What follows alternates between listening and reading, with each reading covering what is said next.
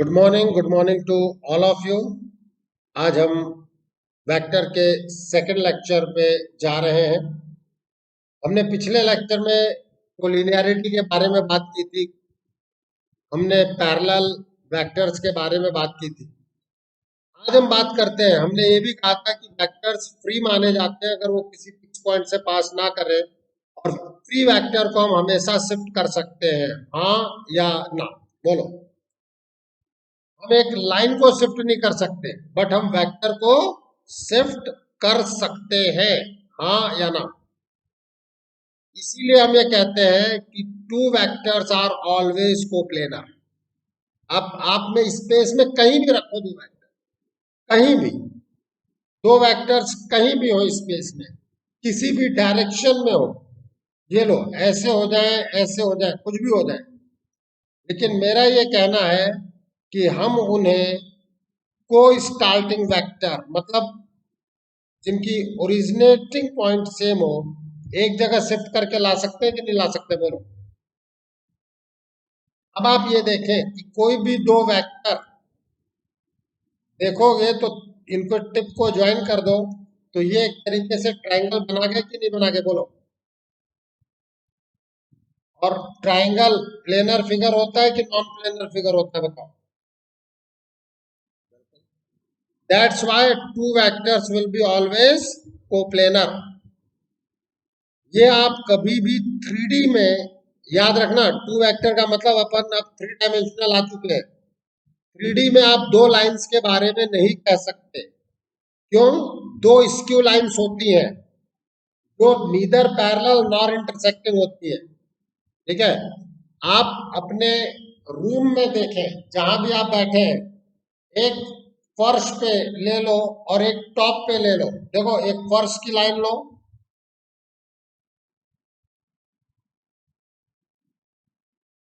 वो ए तरीके का फिगर है आपका रूम। ध्यान दीजिएगा सभी लोग, हम लोग बाकायदा स्क्यू लाइंस के बारे में बात करेंगे। 3D पूरा 1 से 2 लेक्चर स्क्यू लाइंस जाएगी। मैं आपके सामने कह रहा हूं, एक एज ये लो, ओ ए, और ए है, ये बी है, ये सी है, ये डी है, ये ई है, ये एफ है, इसको पी मान लो, और एक पीडी लो। देखो क्या ये इंटरसेक्ट कर रही हैं? बोलो। और क्या आप इनको शिफ्ट करके एक ही पॉइंट पे लेके जा सकते हो? These two lines are known as skew lines. Okay, तो लाइंस में ये पॉसिबल है कि two lines are neither parallel nor intersecting. तो ये दोनों लाइन को प्लेनर लाइन नहीं है, इनसे कभी भी एक प्लेन पास नहीं करेगा। दो लाइंस लाइंस अगर इंटरसेक्टिंग है, डेफिनेटली उनसे एक प्लेन पास करेगा। मानोगे कि नहीं मानोगे? बोलो। दो लाइंस अगर पैरेलल है तो डेफिनेटली एक प्लेन पास करेगा। इन दोनों से कॉपी रख दो भाई, पास कर रहा है कि नहीं कर रहा है? लेकिन लाइन के केस में ये संभव है कि 3D में आपके पास ऐसी लाइंस हो जो कि नीदर इंटरसेक्टिंग नॉन पैरेलल हो, तो दो लाइंस कोप्लेनर हो ये जरूरी नहीं है, बट दो वेक्टर हमेशा कोप्लेनर होंगे, हाँ या ना। अब बात आती है तीन वेक्टर के बारे में। ठीक है? Three vectors may be coplanar, may not be. आप कहेंगे ऐसा क्यों कह रहे हो सर? लो भाई, आप अपने रूम को पकड़ो, एक है एक्स एक्सिस, दूसरी है वाई एक्सिस, थर्ड है जेड एक्सिस। बताओ ये कोप्लेनर है क्या? एक ही प्लेन में है क्या? एक्स जेड जो है वो एक्स और वाई प्लेन के परपेंडिकुलर है, हाँ या ना? लेकिन अगर आपका ये जो थर्ड वेक्टर है वो एक्स और वाई के ही प्लेन में आ जाए, अब आप लोग समझने की कोशिश कीजिएगा कि आपने 2D में बात किया हुआ है हमसे, आपने अपने आप से भी बात किया हुआ है भाई, ऐसी बात। आपने 2D में बात किया हुआ है, ये देखो, ये xi, ये yj दिख रहा है, और ये r वेक्टर। बनाओ ट्राइंगल। बात किया है कि नहीं किया, बोलो। आपका जो ट्राइंगल लॉ है, xi प्लस yj दिख रहा है यहाँ। अगर हम एक वेक्टर को बाकी दो वेक्टर्स के लीनियर सम में एक्सप्रेस कर दें, हमने सिंपल वर्ड यूज किया है, if we can represent any vector as a sum of other two vectors, sum का मतलब वेक्टोरियल सम या algebraic सम,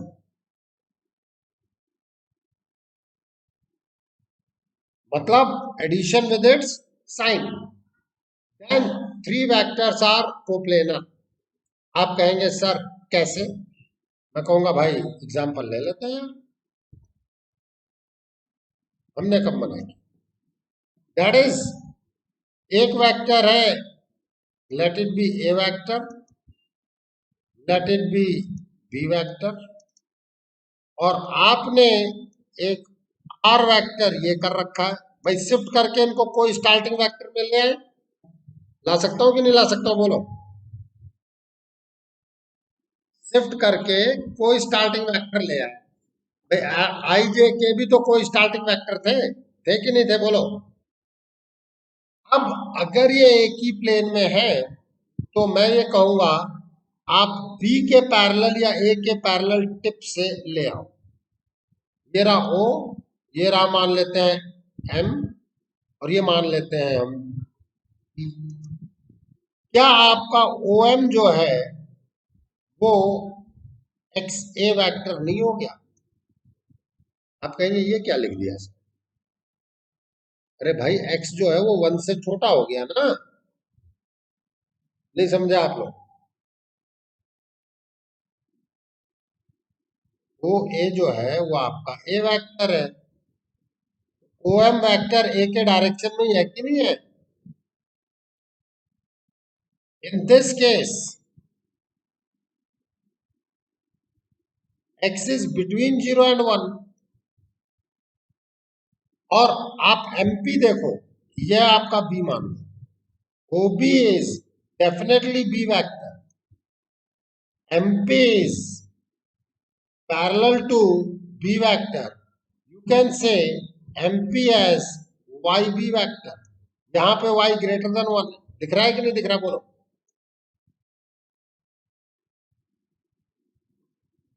भाई डायरेक्शन वही है ना B की, लेकिन मैग्नीट्यूड तो चेंज है, हाँ या ना? अब आप सोचे with the triangle law,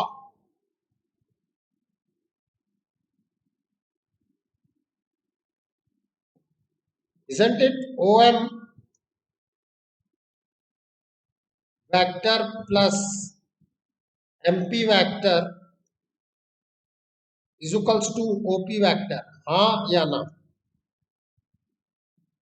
OM means XA vector, MP means YB vector, और ये हो गया R vector।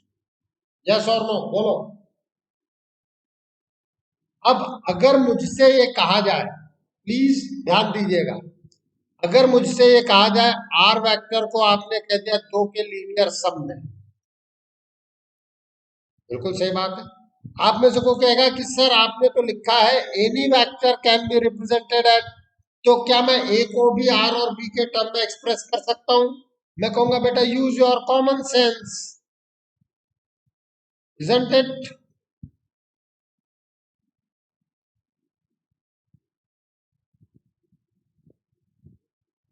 बोलो,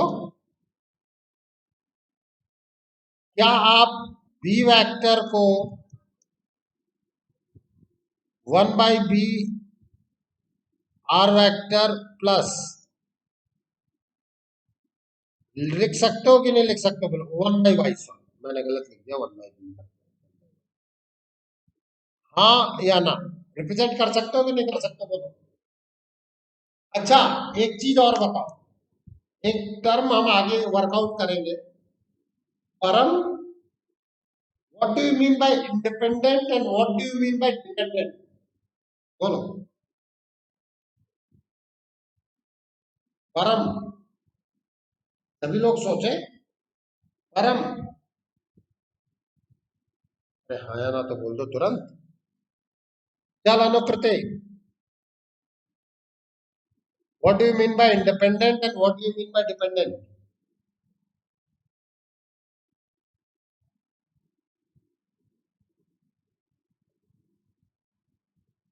बिल्कुल। और इंडिपेंडेंट तो किसी पे डिपेंड ना करे। आज आप में से हर बच्चा अपने पेरेंट्स पे डिपेंड है कि नहीं है? पेरेंट्स की सैलरी आप पर इफेक्ट डालेगी कि नहीं डालेगी? और जिस दिन तुम कमाने लग जाओगे उस दिन इंडिपेंडेंट, कोई फर्क नहीं पड़ेगा। यही चीज हम कहते हैं वेक्टर के टर्म में, कि अगर किसी एक वेक्टर को आप बाकी वेक्टर्स के टर्म्स में रिप्रेजेंट कर रहे हैं तो वो डिपेंडेंट कहलाएंगे कि इंडिपेंडेंट कहलाएंगे? बोलो। डिपेंडेंट। ये बात समझ में आई कि नहीं आई? अगर आप एक वेक्टर को बाकी दो वेक्टर्स के टर्म में के लीनियर कॉम्बिनेशन या लीनियर एडिशन के टर्म में एक्सप्रेस कर गए, इसका मतलब एक का चेंज दूसरे पे फर्क डालेगा डालेगा कि नहीं डालेगा? बोलो। यहीं से कॉन्सेप्ट शुरू होता है बेटा, लीनियरली डिपेंडेंट एंड इंडिपेंडेंट का, जिसके बारे में अभी हम जस्ट 5-10 मिनट में बात करेंगे। बट अभी हम पहले यहाँ से पे बात चलेंगे। ये कॉन्सेप्ट क्लियर है कि अगर आप एक वेक्टर को बाकी दो के लीनियर एडिशन में लिख पाओ, then those three vectors are coplanar vector. और अगर वेक्टर्स कोप्लेनर है तो वो बेसिकली डिपेंडेंट है, हाँ या ना? क्योंकि आप एक को बाकी दो के लीनियर सम में रिप्रेजेंट कर पा रहे हैं, means this is the case of dependent vector. Okay, अब हमारे पास बात आती है कि थ्री वेक्टर्स, इसका प्रूफ मैं आपको दूंगा triple product, scalar triple product के पढ़ाने के बाद। Three vectors a1i plus a2j plus a3k, b1i plus b2j plus b3k and c vector is c1i plus c2j plus c3k will be coplanar vectors if f determinant of their coefficients is 0। अगर ऐसा है तो वो तीन vector coplanar होंगे। क्यों होंगे इसका आंसर मैं करूंगा 5th-6th लेक्चर में। ओके, अब हम बात करते हैं, अगर इक्वल टू 0 है कोप्लेनर तो नॉट इक्वल टू 0 होने पे नॉन कोप्लेनर हो जाएंगे, हाँ या ना? नॉट इक्वल टू 0 होने पे नॉन कोप्लेनर हो जाएंगे। इसका एक बहुत बढ़िया एग्जांपल आप समझ सकते हो, चलो मैं आगे बात करूंगा। जैसे आई जे के, हाँ या ना? आई जे एंड के vectors are non coplanar.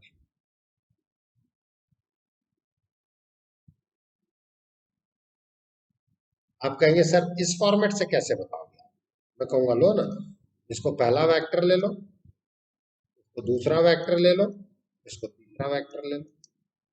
A vector can be written as 1 into i, यहाँ डॉट का अपना सिग्निफिकेंस है इसलिए नहीं लगा, plus 0j plus 0k। B vector is 0i plus 1j plus 0k।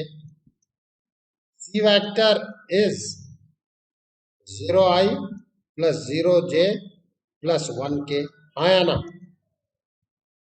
अब जरा निकालो आप, इसके डिटर्मिनेंट की वैल्यू आपको पता है यूनिट में? नहीं पता?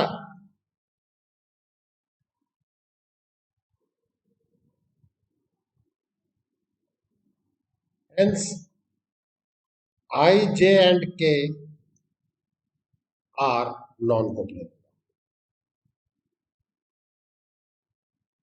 हाँ या ना? कोई दिक्कत? और अगर ये नॉन कोप्लेनर है इसका मतलब ये इंडिपेंडेंट है।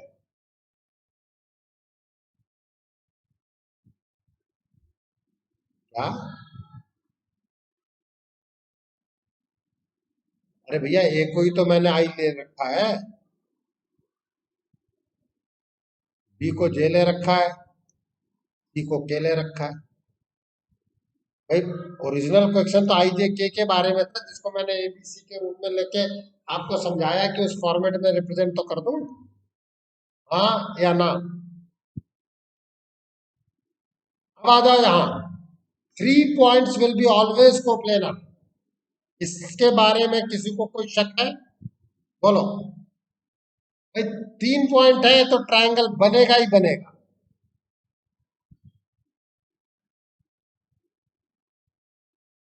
बोलो बनेगा कि नहीं बनेगा, बताओ। अब बात आती है 4 points. 4 points may be coplanar, may not be. आप कहेंगे सर मे नॉट बी वाला कैसे बताओगे? मैं कहूंगा बेटा टेट्राहेड्रन उठा लो। मे नॉट बी का मतलब टेट्राहेड्रन, आया ना। अगर 4 पॉइंट है तो भाई 3 पॉइंट तो कोप्लेनर होंगे ही होंगे। अरे ये समझ रहा हो कि नहीं समझ रहा हो?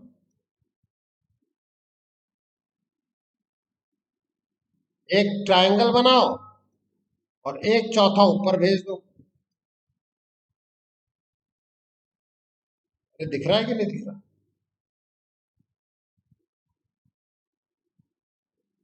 अब फील आ जाएगा, आयो। अब 4 पॉइंट कोप्लेनर है, ये अगर मुझे प्रूफ करना है तो इतना याद रखना बेटा, तीनों को एक ही स्टार्टिंग में जरूर बनाना। कोई स्टार्टिंग कुछ भी हो, ए बी सी डी, किसी एक पॉइंट को लो और उससे कोई स्टार्टिंग डाल दो। अब अगर ये कोप्लेनर है, एक वेक्टर बाकी दो के टर्म में एक्सप्रेस किया जा सकता है, हाँ या ना? बोलो।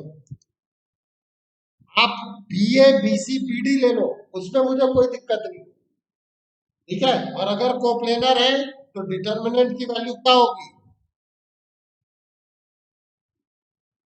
अगर कोप्लेनर है तो डिटर्मिनेंट 0 बताया बेटा। अगर कोप्लेनर है तो डिटर्मिनेंट 0 है, नॉन कोप्लेनर है तो नॉट इक्वल टू 0। अब हम यहाँ पे बात करते हैं इस question.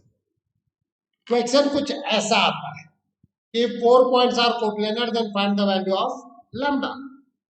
If 4 points are non-coplanar, then which is not possible, ठीक है। इस तरीके के हमारे सामने आते हैं।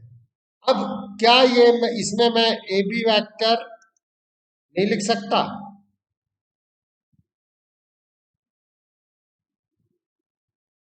तो बताओ भाइयों।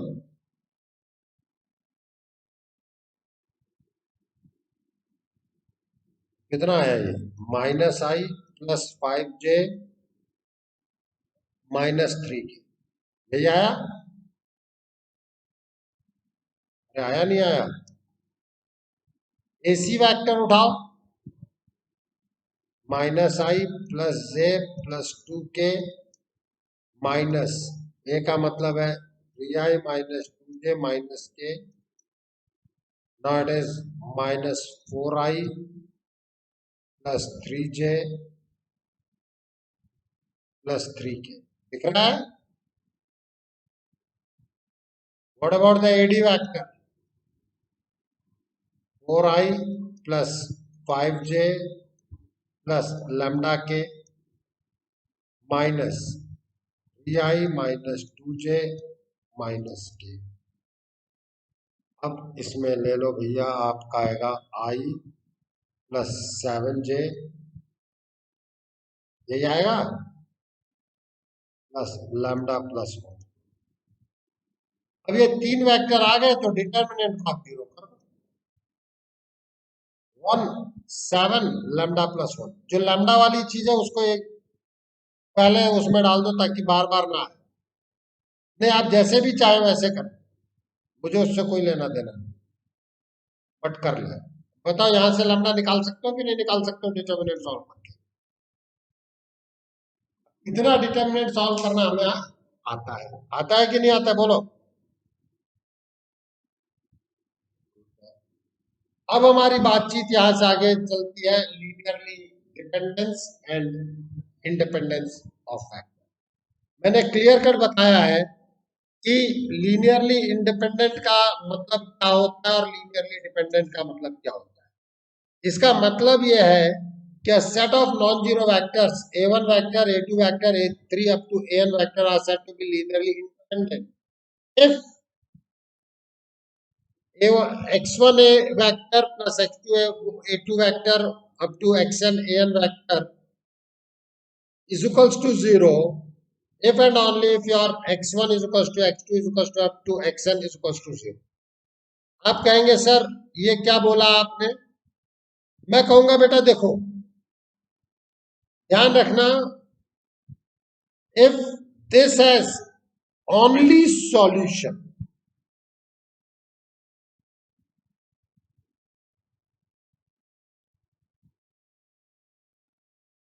if this equation has only solution कि उसके सभी कोफिशिएंट जीरो हो। आप कहेंगे सर ऐसा क्यों हो। मैं कहूंगा बेटा एक एग्जांपल के रूप में हम तीन वेक्टर पे बात कर लेते हैं।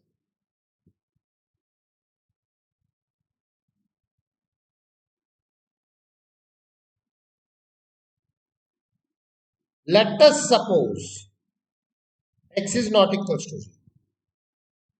अगर x जीरो नहीं है तो क्या आपने इसको लीनियर सम के रूप में एक्सप्रेस कर दिया कि नहीं कर दिया, बोलो। हाँ या ना। Means a B c are linearly dependent, हाँ या ना।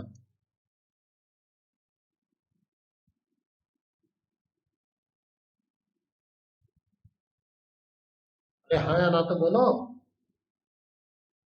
Means our assumption is wrong.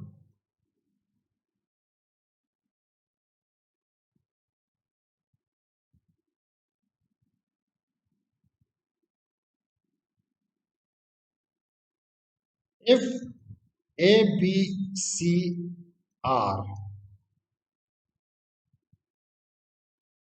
linearly independent,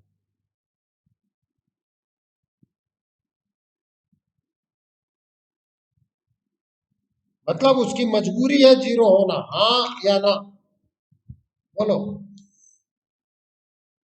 अरे बताओ तो सही यारो। नहीं यहाँ करो डिस्कशन मुझसे, मैं चाहता हूं आप डिस्कशन करें। मैंने ये कहा बेटा कि अगर x जीरो नहीं हुआ, हम कह रहे हैं this example and we are saying that we are saying that a vector b vector and c vector are linearly independent।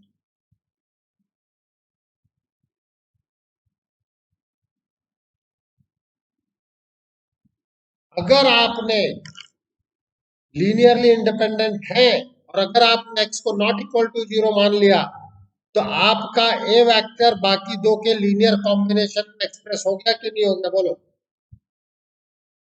और अगर ये लीनियर कॉम्बिनेशन में एक्सप्रेस कर गए इसका मतलब ये डिपेंडेंट हो गए कि इंडिपेंडेंट हो गए, डिपेंडेंट हो गए। जबकि आप क्या कह रहे हैं, इसका क्या मतलब है, एक्स को जीरो होना पड़ेगा। बात समझ में आई सबको कि नहीं आई।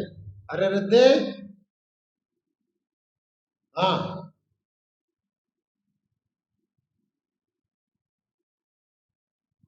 तो सिमिलरली वाई के लिए भी तो कह रहा हूं मैं।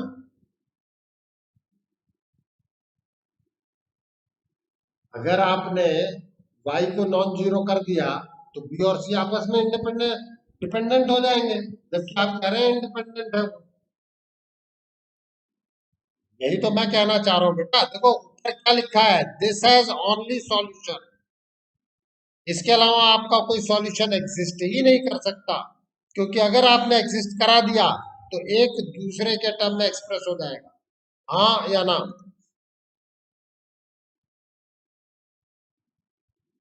Similarly y is 0 and z is 0, यह आपकी मजबूरी है। ओके, अभी हम बात करेंगे और भी, please. Linearly dependent vector, linearly dependent vector का क्या मतलब कि if there exist scalars not all zero, जिसके लिए ये जीरो हो। देखो, अब यहां पर एक बहुत बड़ी समस्या खड़ी होती है, प्लीज मैं उस समस्या का निवारण करना चाहता हूं, सॉल्यूशन देना चाहता हूं। x1 is equals to x2 is equals to up to xn is equals to 0, it will be always solution of equation, हाँ या ना। ये तो सॉल्यूशन होगा ही होगा, इसीलिए हमने कहा if there exist at least one solution other than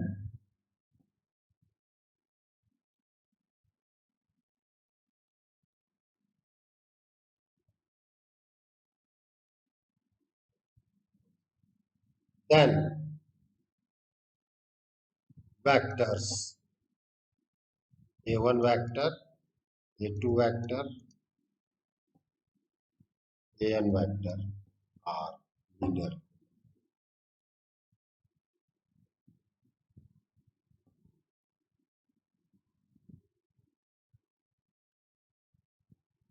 आप कहेंगे कि सर क्या समझाया, हमें बिल्कुल समझ में नहीं आया, बोलो।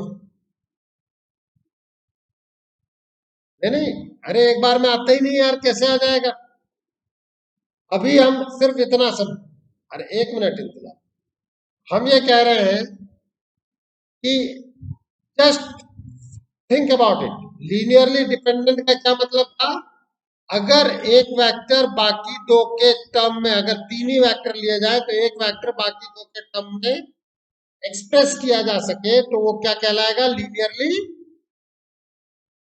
डिपेंडेंट। और उस केस में आपका डिटर्मिनेंट जीरो होना चाहिए, तो इंडिपेंडेंट के केस में क्या होना चाहिए, नॉट इक्वल टू जीरो। तो ये not equal to zero non coplanar का केस है, are you getting my point. और इक्वल टू जीरो कोप्लेनर का केस है, लीनियरली डिपेंडेंट वेक्टर। ये किसका केस है, कोप्लेनर का। अब मैं आप लोगों को इस चीज को थोड़ा और ज्यादा एक्सप्लेन कर रहा हूं, और उसमें आप लोग जितना चाहे उतना मुझसे डिस्कस कीजिए। क्यों, क्योंकि ये डिस्कशन आपके लिए बहुत जरूरी है। अभी आप खुद देखें, हमने जो डिस्कशन किया था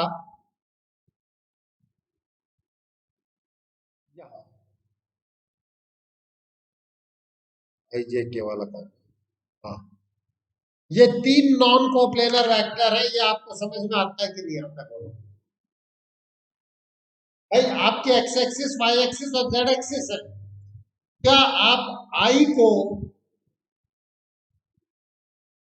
जे और के लीनियर सम में एक्सप्रेस कर सकते हो क्या। आप कहोगे सर के क्रॉस जे इज आई, मैं कहूंगा बेटा आपने तो क्रॉस प्रोडक्ट लगा दिया, आप तो लीनियर सम में एक्सप्रेस करो, बोलो कर लोगे। आप जे को आई और के, तुम बोल रही थी ना आर्ची, कि सर बी और सी को कर सकते हैं, तो जरा करके बता भाई, जे और के को करके बता।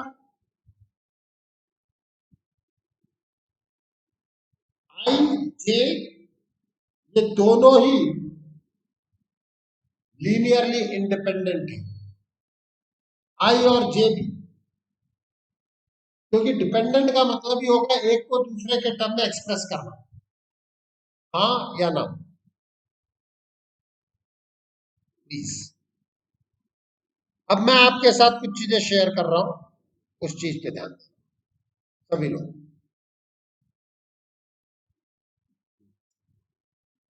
अगर मैं आपसे ये कहता हूं let R vector is 5i minus and a vector is 3i, b vector is,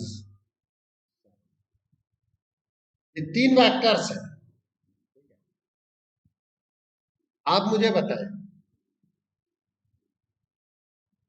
क्या XR वेक्टर प्लस, आप आर की जगह सी लेना चाहते हैं, आप सी लेना, या मुझे कोई दिक्कत नहीं लो।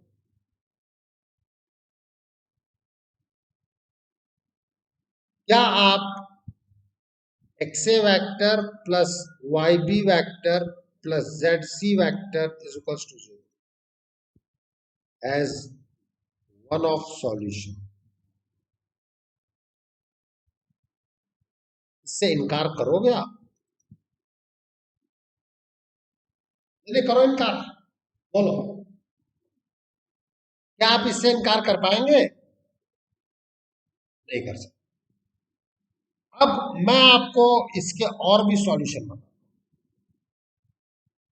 आप सी वेक्टर को 5/3 ए वेक्टर माइनस 8/7 बी वेक्टर लिख सकते हैं कि नहीं लिख सकते हो?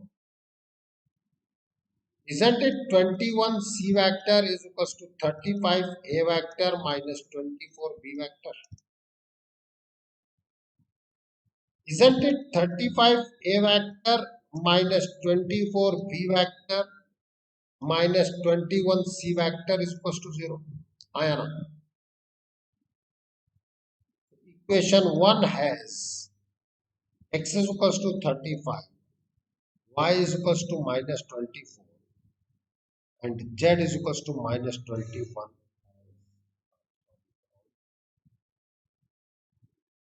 आया ना? और ये चीज क्वेश्चन 1 मैं यही क्यों लिखूं भाई, ये भी तो था। अगर डिपेंडेंट हो गया बेटा, उसके इनफाइनाइट सॉल्यूशन होंगे, तुम खुद देखो।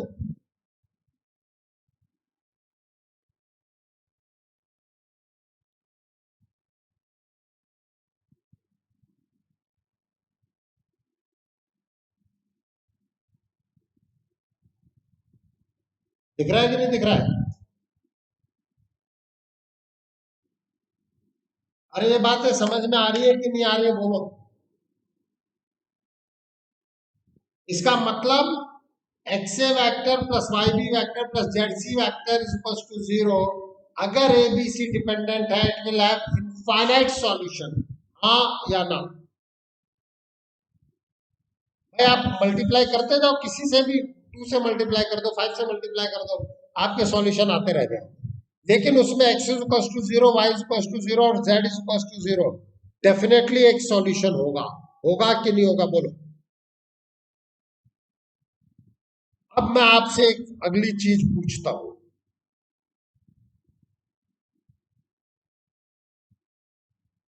आप xi plus yj plus zk is equal to 0, इसके सॉल्यूशन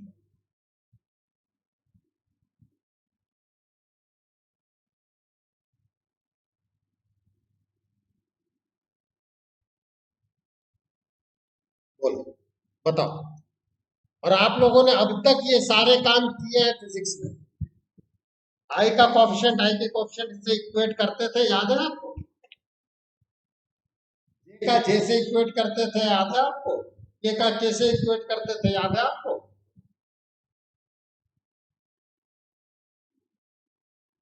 क्यों करते थे,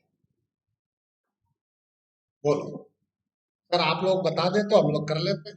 सही बात है ना भाई, मानना भी चाहिए भाई बात को। क्या आप में से कोई ये कह सकता है कि या इसका solution, isn't it, x is equals to 0, y is equals to 0, z is equals to 0 is the only solution?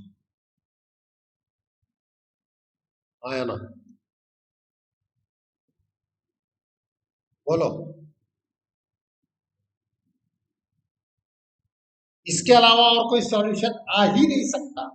आप लाने की कोशिश करो, जैसे ही आप लाने की कोशिश करोगे, आप कहते हो एक्स नॉट इक्वल टू 0, तो आई क्या हो जाएगा, minus Y by X J minus Z by X K. तो आपने तो आई को जे और के लीनियर सम के रूप में लिख दिया। लिखोगे क्या आयुष? ऐसा कर मत दे। इसीलिए यहाँ एक टर्म, वेरी इंपॉर्टेंट टर्म है,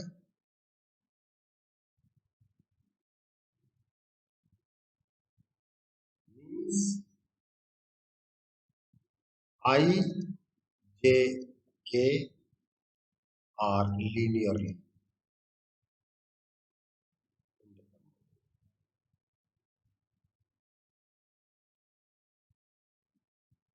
are you getting my point? एक का चेंज दूसरे पे फर्क नहीं डालेगा। और यहां पर this is one of the solution. Dependent में भी अगर कोई कहे कि यार x is equal to 0, y is equal to 0, z is equal to 0, solution होगा कि नहीं होगा? बिल्कुल होगा, लेकिन that will be one of the solution, that is not the only solution. मैं अब उम्मीद करता हूं बात समझ में आ गई होगी। इसीलिए बेटा, इसीलिए जब आपसे ये कहा जाता है, प्लीज, जब आपसे ये कहा जाता है ना,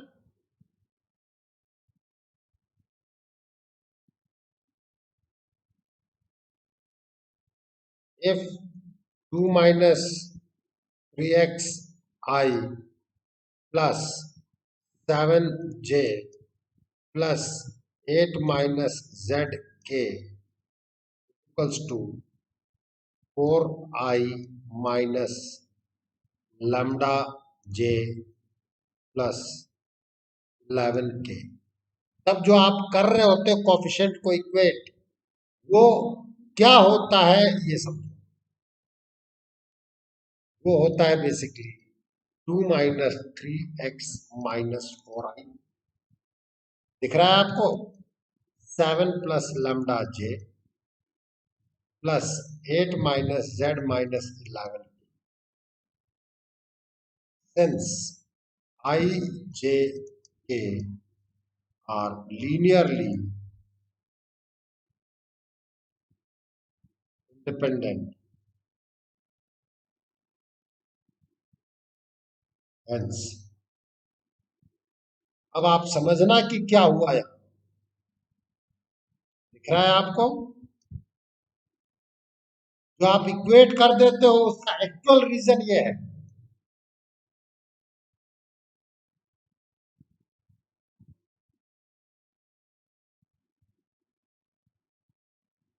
बात समझ में आई सबको कि नहीं आई? अभी भी कोई दिक्कत हो बोल दो,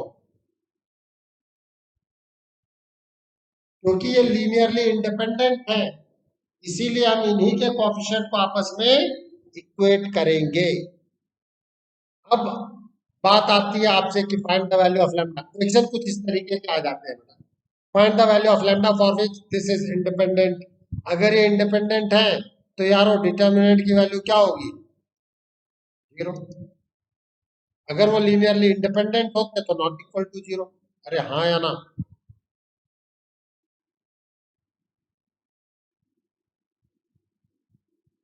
यहां से आप लैम्डा निकाल सकते हैं। अब देखो, ये कॉन्फिडेंस आपको खुद को होना चाहिए डिटर्मिनेंट से कि हम लोग ये वैल्यू अपन निकाल सकते हैं।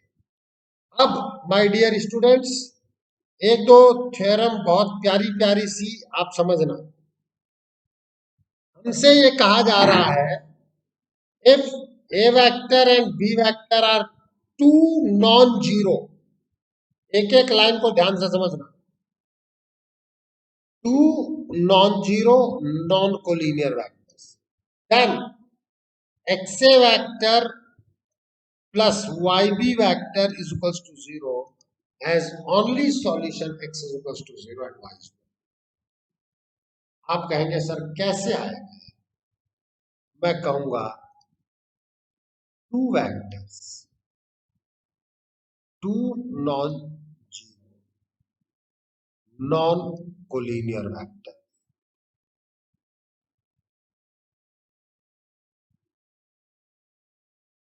are always linearly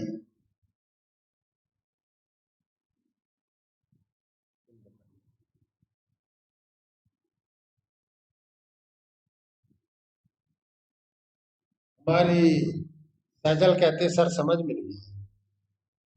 तो सैजल मैं कहूंगा लीनियरली डिपेंडेंट का मतलब क्या होता है? एक को दूसरे के टर्म में एक्सप्रेस करना, हाँ या यही होता है ना? अगर दो नॉन कोलिनियर वेक्टर है तो आप एक को दूसरे के टर्म में एक्सप्रेस कर सकते हो बेटा? क्या आप आई को जे के टर्म में या जे को आई के टर्म में एक्सप्रेस कर सकते हो बेटा जी? आप कहोगे सर मैं इसको और इसको, मैं कहूंगा बताओ कैसे करो, बोलो। एक को दूसरे के टर्म में एक्सप्रेस करना है, बोलो कैसे करो?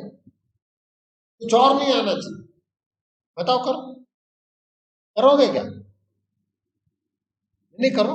आरची तू कर बेटा। आरची अब मैं मैथमेटिकली सॉल्व कर रहा हूं।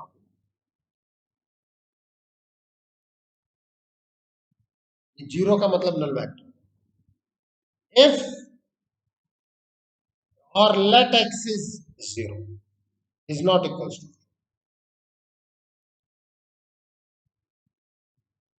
Late X is not equals to, अगर एक्स जीरो नहीं है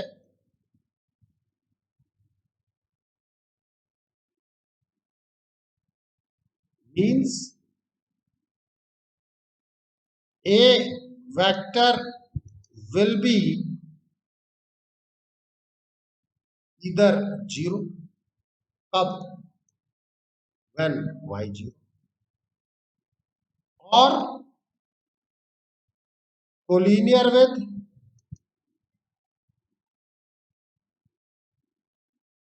b vector, कब? when y is not equals to zero. याद करो आपने कहा था, अगर आपने बोला था भाई भूलो मत, याद करो फर्स्ट लेक्चर, अगर a vector is parallel to b vector तो वो कोलिनियर हो जाते हैं, हाँ या ना? But according to the question, to the condition,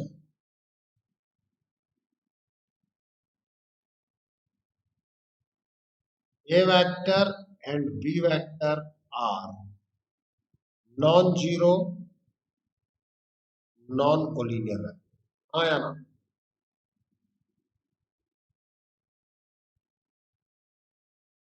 बोलो कुछ। They are non-zero, non-collinear vectors. Hence, our assumption is wrong.